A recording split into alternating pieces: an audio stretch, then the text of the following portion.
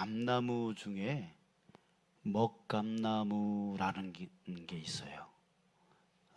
이게 감나무 종류가 먹감나무라는 종류가 있는 게 아니라 일반 감나무가 그렇게 만들어지는 나무를 말합니다. 이 나무를 이제 잘라보면 특유의 아름다운 검은 무늬가 있어서 붙여진 이름이라는 거예요. 예로부터 이 나무는 최고급 목공예품과 가구의 표면을 장식하는 이 마감재로 많이 사용을 했다고 합니다.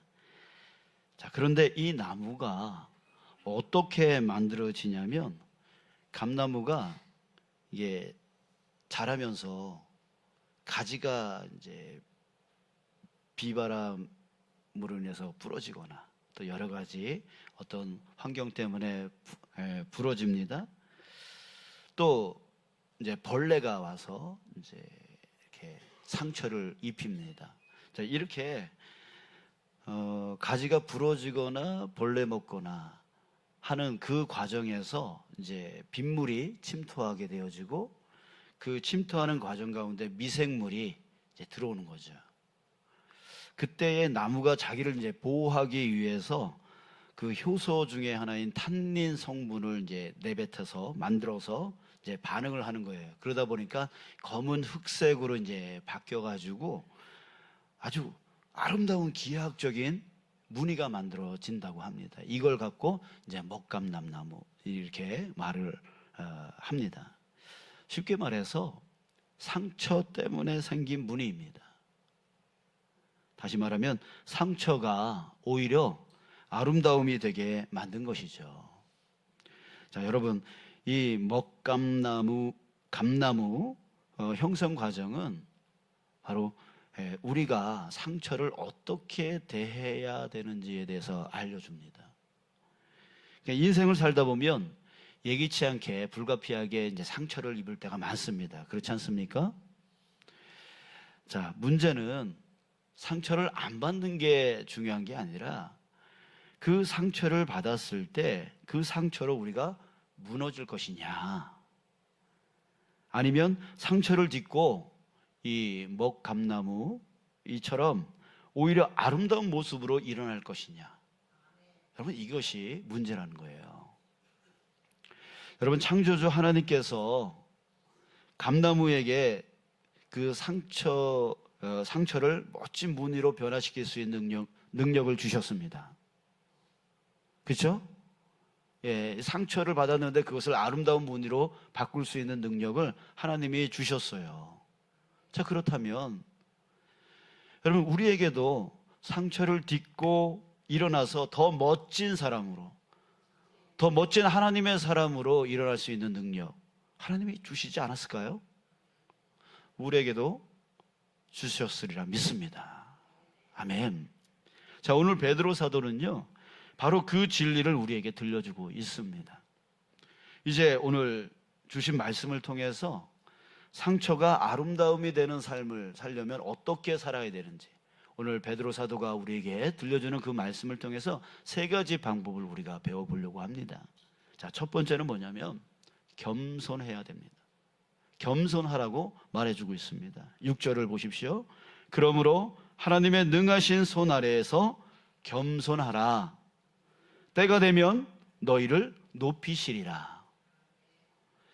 자, 여기서 능하신 손이라고 하는 것은 어떤 일이든 능히 이루시는 하나님, 그 하나님의 손을 얘기하는 거예요. 능력의 손을 말하는 거예요.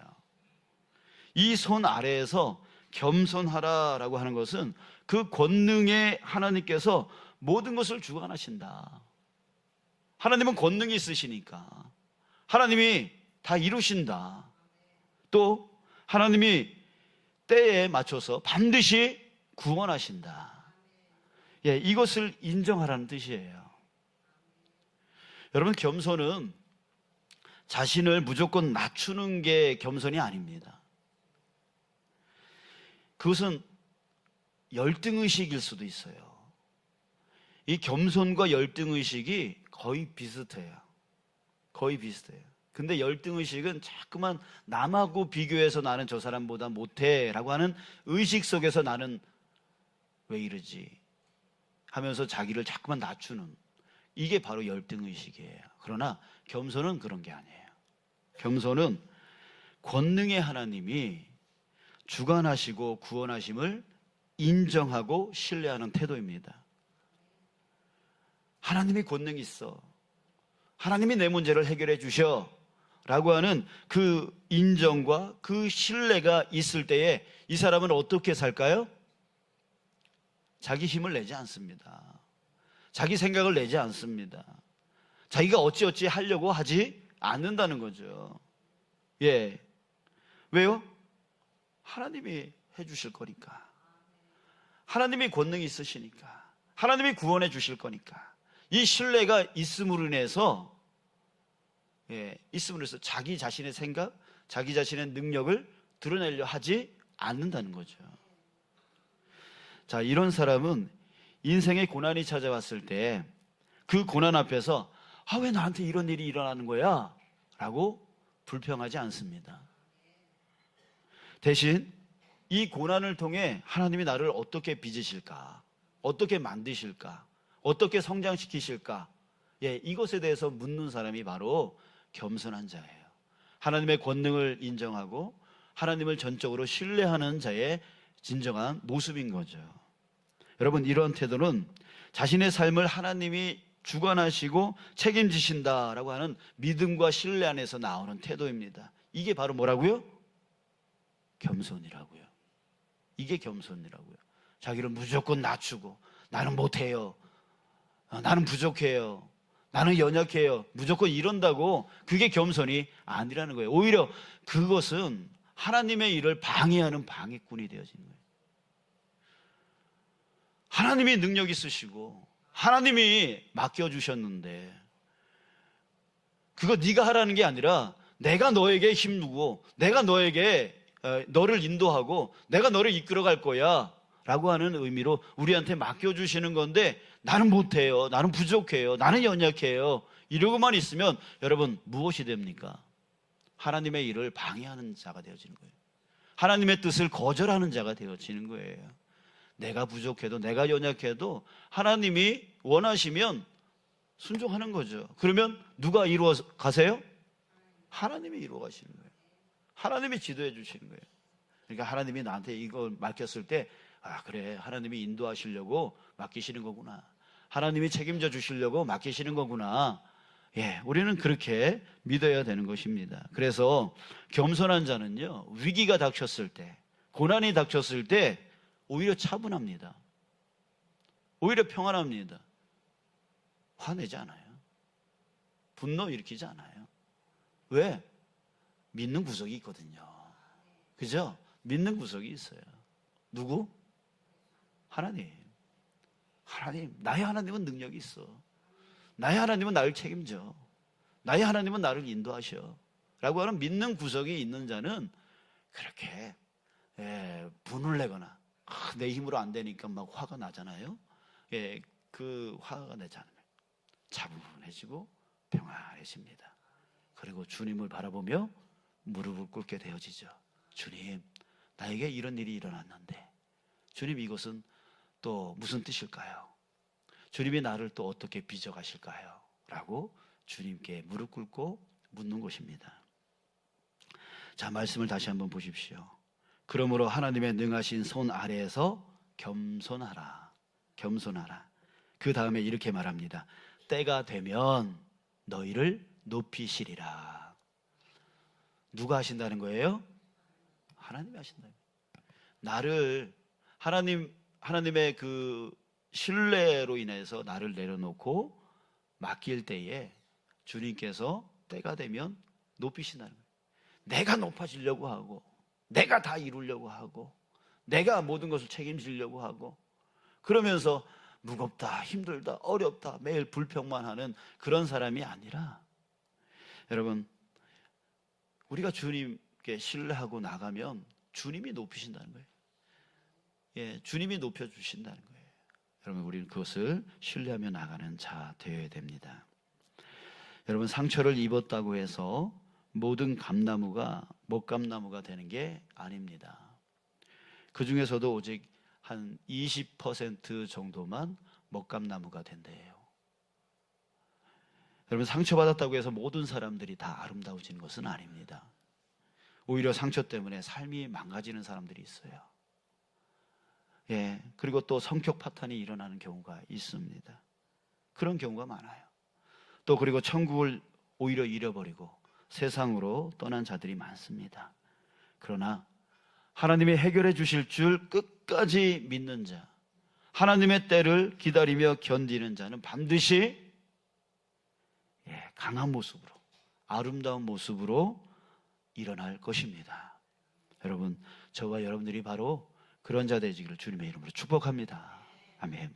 자, 이제 두 번째로 상처가 아름다움이 되는 삶을 살려면 사도 베드로는 마귀를 대적하라고 말합니다. 마귀를 대적하래요.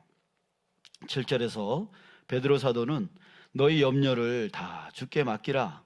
이는 그가 너희를 돌보심이라 라고 말합니다. 여기서 맡기라 라고 하는 말은 무거운 짐을 내려놓으라는 거예요. 여러분, 우리는 참 짐을 많이 지고 살아가는 것 같아요.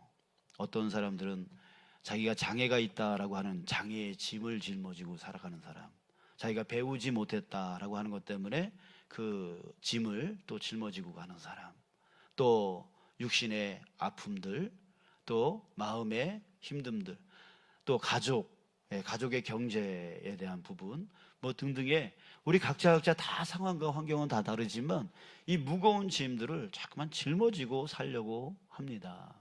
그걸 내려놓지를 못해요. 근데 맡기래요. 내려놓으래요. 왜? 그거 해결할 수 없잖아요. 해결할 수 없으니까 자꾸만 그것 때문에 힘든 거 아니에요? 그러니까 그 짐 때문에 힘겨워하지 마시고 내려놓으래요. 또 돌보신다라고 하는 말이 있습니다. 여기서 돌보신다라고 하는 말, 원어 헬라어로 보면 멜레이라고 하는데 이 말은 무관심이라고 하는 말과 반대말입니다. 관심이 있다는 거예요. 누가? 하나님이 여러분들에게 관심이 있다는 거예요. 어느 정도요? 바로 자기 독생자까지도 아끼지 아니하는 큰 사랑. 그 큰 사랑으로 여러분들에게 관심이 있다라고 하는 거죠. 그러니까 하나님은 그런 분이에요. 그러니까 하나님이 돌보신다는 거예요. 여러분들, 오늘 이 시간 저에게 정말 중요한 것은 뭐냐면 바로 이거예요. 맡기고 믿으라는 거죠. 하나님이 나 돌보신다, 책임져 주신다, 이거 믿으라는 거예요. 사도 베드로는 바로 이것을 우리에게 강조하고 있는 것입니다. 자기의 무거운 짐과 고난에 대해서 깊은 관심을 갖고 계시는 그 하나님께 맡기라고 하는 것이죠. 자, 이 말은 여러분 오해하지 않으셨으면 좋겠어요. 하나님이 돌보시니까, 하나님이 다 알아서 해주시니까 그러면 나는 뭐 아무것도 안 하고 가만히만 있으면 되겠네. 여러분, 이게 맞을까요? 아니에요. 여러분, 하나님이 돌보시니까 아무것도 안 해도 된다, 이게 아니라 하나님이 돌보시니까 뭐 하라는 거예요? 더 당당하라는 얘기죠. 너에겐 빽이 있어. 그러니까 당당하라는 거예요.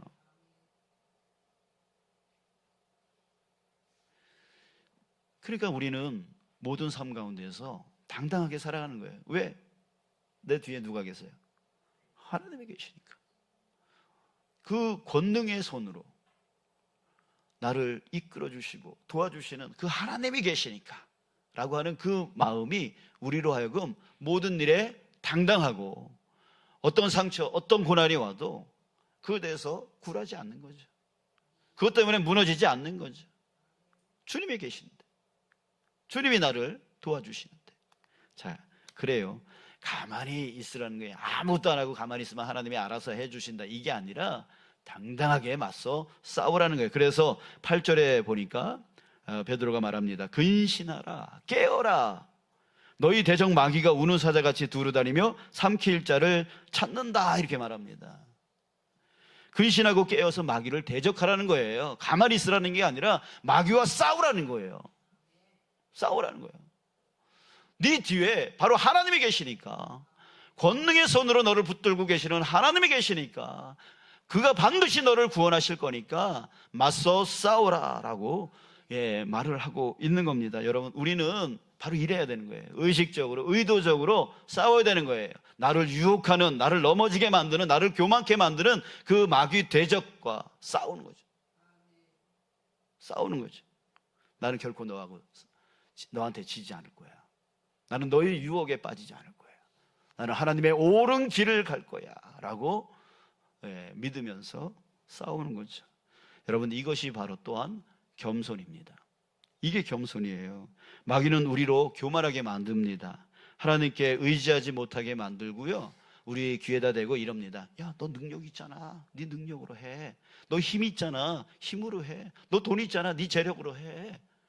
끊임없이 우리에게 유혹을 합니다. 하나님을 의지하지 못하게 만듭니다. 이게 뭐예요? 하나님을 의지하지 아니하고 자기 힘으로, 자기 능력으로, 자기 물질로, 자기 가진 것으로 하게끔 만드는 게 뭐예요? 그게 교만인 거예요. 하나님을 무시하는 행위, 하나님을 의지하지 않는 행위, 이게 바로 교만인 거예요. 여러분, 이제 우리 그 마귀의 유혹과 싸우시기 바랍니다. 하나님께 맡기고 하나님이 나 책임지실 줄 믿고 마귀와 싸우십시오. 우리는 마귀의 유혹을 이길 힘이 없어요. 그렇기 때문에 그보다 더 강력한 힘이 우리에게 필요해요. 그 힘은 바로 하나님 아버지의 힘입니다. 거기에 맡기고 나아갈 때 우리는 승리할 수 있어요. 그래서 우리는 집중해야 돼요. 무엇에 집중해야 됩니까? 싸우는 데 집중하는 게 아니라 하나님께 집중하는 거죠. 하나님께 집중하는 게 뭐예요? 기도예요. 여러분, 하루 중 24시간 동안 하나님을 생각하는 시간이 얼마나 되세요? 그 시간이 길면 길수록 여러분들은 승리할 확률이 높습니다. 그러나 앞에서 아멘 했다가 뒤돌아서면 잊어버리고 자기 마음대로 자기 뜻대로 살면 그 사람은 질 확률이 거의 99.9%입니다. 자기 힘으로 이길 수 없기 때문에. 그래서 우리는 무소부재하신 하나님, 우리와 항상 함께 하시는 하나님을 바라보면서 항상 기도를 멈추면 안 되는 거예요. 그래서 항상 기뻐하라. 그 다음에 여러분들이 해야죠. 그런 거예요. 이게 필요한 거예요, 우리에게. 바로 하나님께 의지하는. 하나님, 또 나한테 이런 고난이 왔네요. 이런 상처가 왔네요. 하나님, 주님 도와주세요. 주님 이끌어주세요. 지고 싶지 않아요. 이 마귀의 이 유혹에 내가 지고 싶지 않아요. 여기서 무너지고 싶지 않아요. 하나님 도와주세요. 그거는 교회에 와서만 할 수 있는 기도가 아니에요. 하나님은 여러분들과 함께 하기 때문에 어느 곳에 있든지 간에 여러분들이 기도만 한다면 하나님은 그 소리를 들으십니다. 자, 그러니까 여러분, 마귀와 싸워 승리하시길 주님의 이름으로 축복합니다. 아멘. 자, 이제 우리 세 번째 마지막인데요, 찬양하라고 말합니다. 아니, 뜬금없이 왜 또 찬양을 하라고 하죠? 베드로 사도는 마지막에 이렇게 말하잖아요. 하나님은 잠깐 고난을 당한 너희를 친히 온전하게 하시며 굳건하게 하시며 강하게 하시며 털을 견고하게 하시리라. 이 고난의 시간을 베드로는 뭐라고 표현하고 있냐면 잠깐이라고 하는 말을 씁니다. 잠깐. 근데 여러분 생각해 보십시오. 고난이 잠깐 있다가 사라지나요? 잠깐 있다가 사라져요? 그렇지 않잖아요. 어떤 사람은 평생, 일평생 동안 고난 속에 사는 사람들이 있습니다. 그런 분들에게 어떻게 평생을 따라다니는 그 고난에 대해서 아유, 잠깐이야. 어떻게 이런 말 쓸 수 있겠어요? 자, 여러분, 그러나 베드로가 이런 잠깐이라고 하는 표현을 쓴 이유는 여기에 있습니다. 바로 우리를 불러주셔서 들어가게 하실 그 하나님의 영광, 그 하나님의 영광은 영원하다는 거예요. 그 영원한, 우리가 받을 그 영광, 하나님의 영광은 영원하기 때문에 그에 비해서 우리 일평생 일평생 동안 고난이 있더라도 그거는 잠깐이라는 거죠. 잠깐이라는 거예요. 여러분, 그걸 바라봤으면 좋겠어요. 나를 바라보면 이 고난이 너무 길어져서 너무 힘들고 어려워요. 그러나 하나님 바라보면 지금 내가 받는 고난은 잠깐이에요. 잠깐이에요. 그래서 하나님을 온전히 바라보는 자, 하나님을 향해서 방향을 돌리는 자는 어떻습니까? 바로 은혜 가운데 살아가는 거죠. 10절 하반절에 보면 여기에서 네 가지 동사가 쭉 나오는데요. 온전하게 하시며, 굳건하게 하시며, 강하게 하시며, 털을 견고하게 하시리라, 이렇게 말씀하십니다. 이 네 가지 동사는 바로 하나님이 우리 인생의 상처를 어떻게 다루시는지에 대해서 말해주고 있습니다. 하나님은 반드시 상처난 부분을 기워주시고 온전하게 해주신다는 거예요. 하나님은 흔들리는 마음을 세워주신다는 거예요. 힘을 잃는 자에게 새 힘을 주시고 다시는 쉽게 넘어지지 않도록 기초를 단단하게 세워주신다는 거죠. 여러분, 이것이 바로 우리 앞에서 말했던 그 감나무가 상처를 통해서 아름다운 나무로 변하듯이 우리 인생의 그 상처와 고난이 예술 작품이 될 수 있게 하는 근거입니다. 내가 이루는 게 아니죠. 내가 만드는 게 아니라는 거예요. 누가 해주신다는 거예요? 나로 온전하게 하시고 굳건하게 하시고 강하게 하시고 견고하게 하시는 하나님이 나로 하여금 그렇게 만들어 주신다는 거죠. 만들어 주신다는 거예요. 반드시 만들어 주신다는 거예요. 그래서 베드로 사도는요 11절에서 이렇게 외치고 있는 겁니다. 권능이 세세 무궁하도록 그에게 있을지어다. 하나님을 찬양하고 있는 거예요. 내가 이루어가는 게 아니라 하나님이 굳건하게 하셔서 온전하게 하셔서 완전하게 해주셔서 이루어 가시기 때문에 누가 찬양받아야 돼요? 내가 찬양받는 게 아니에요. 내가 나를 자랑하는 게 아니에요. 내가 이거 이루었어 이러는 게 아니라는 거예요. 하나님이 이루어 주신 거죠. 그렇기 때문에 우리는 하나님을 찬양하는 거죠. 여러분들, 우리 입술 가운데서 하나님을 그 찬양함이 멈추면 안 되는 거예요. 우리는 그것이 인정하는 도구가 되어지는 거예요. 우리의 찬양은 맞아요, 하나님은 이런 분이세요 라고 인정하는 그 언어가 바로 찬양인 거예요. 그래서 베드로는 항상 찬양하라고 말해주고 있는 겁니다. 자, 여러분, 이 세 가지 꼭 기억하시기 바랍니다. 첫 번째 뭐라고요? 겸손하라. 두 번째는요? 저도 지금 생각이 안 나서. 마귀를 대적하라. 세 번째는 찬양하라. 그렇죠? 자, 이제 세 가지 기억합시다. 시작. 겸손하라, 마귀를 대적하라, 찬양하라. 이 세 가지가 뭐라고요? 바로 내 상처를 치유할 수 있는 방법이라고요. 내 상처를 치유할 수 있는 방법, 상처를 이길 수 있는 방법입니다. 여러분, 상처 없는 인생은 없습니다. 있으면 저한테 좀 알려주세요. 어떻게 하면 상처를 안 입는지 제가 좀 물어보고 좀 배우고 싶어요. 여러분, 상처 없는 사람은 없습니다. 하지만 차이가 있습니다. 어떤 차이가 있을까요? 상처를 원망하며 흉터로 남길 수 있고 상처를 아름다운 무늬로 만들 수도 있다는 거예요. 우리에겐 누가 계십니까? 하나님이 계십니다. 나의 상처를 아름답게 만들어주시는 권능의 손을 갖고 계시는, 나를 사랑하여 주시는 그 하나님이 누구의 아버지? 나의 아버지. 누구의 하나님? 나의 하나님이시라는 거예요. 여러분들은 정말 대단히 복받으신 분이십니다. 여러분들은 대단히 복받으신 분입니다. 세상 사람들은 그게 뭐가 복이냐라고 말할 수 있지만 사실 우리는 정말 세상에서 그 어떤 누구보다도 무엇보다도 복받은 사람입니다. 자, 그래서 여러분, 이제 하나님께 맡기고 우리 상처를 오히려 자신의 삶을 망가뜨리는 도구로 사용하지 마시고 상처를 통해서 오히려 더 아름다운 무늬를 만들어낼 수 있는, 더 자기를 성장시키고 성숙시켜 나갈 수 있는 도구로 사용해 나가는 저와 여러분들 우리 모두가 되시길 주님의 이름으로 축복합니다. 여러분, 감나무는 상처를 먹무늬로 만듭니다. 감나무의 상처가 먹무늬가 되고 먹무늬가 예술이 되는 것처럼 우리 삶에 남은 상처들도요, 하나님의 손 아래에서 반드시 의미와 아름다움을 얻게 될 것입니다.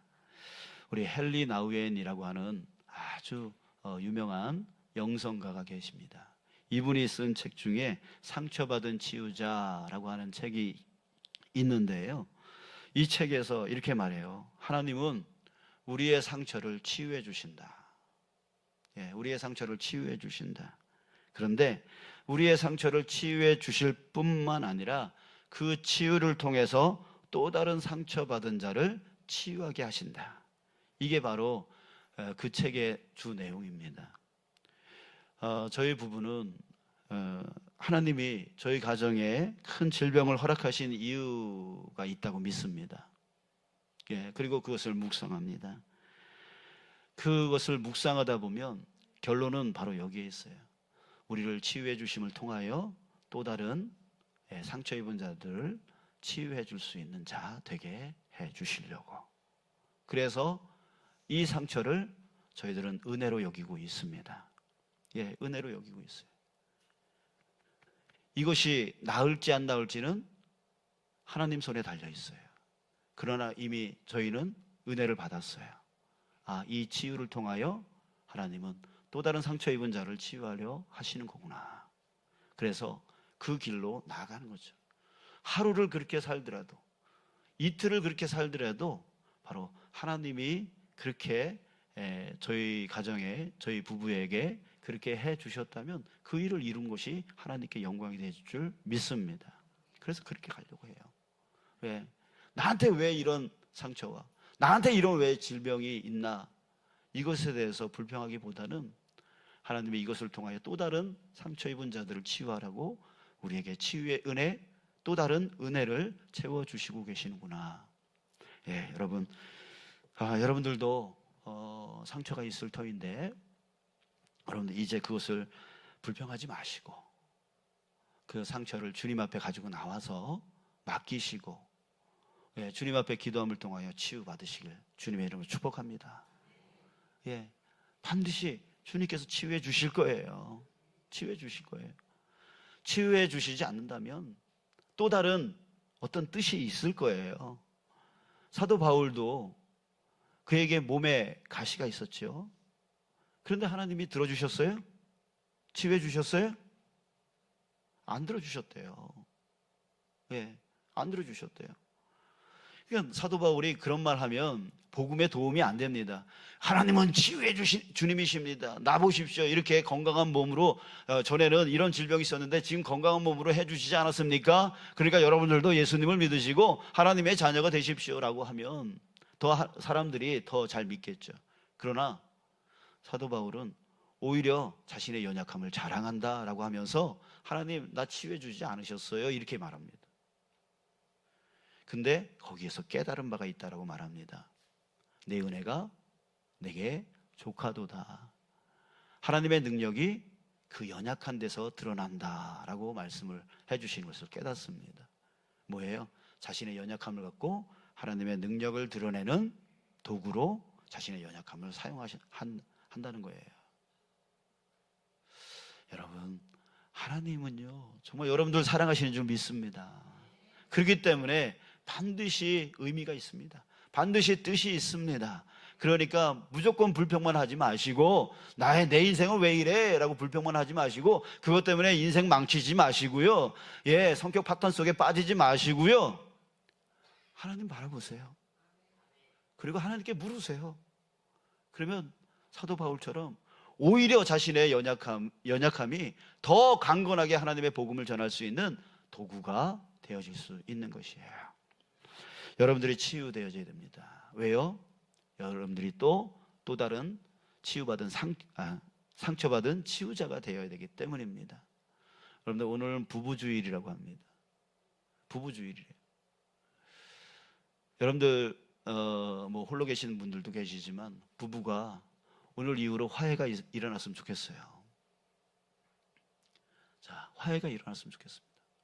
근데 이 화해는 어디서부터 일어날 수 있냐면 바로 여러분들이 주님 안에서 치유되어질 때 이루어질 수 있습니다. 여러분들 우리가 서로 남 탓하면서 아내 탓하고 남편 탓하면서 자꾸만 갈등, 싸움 속에 다툼 속에 빠질 때가 많습니다.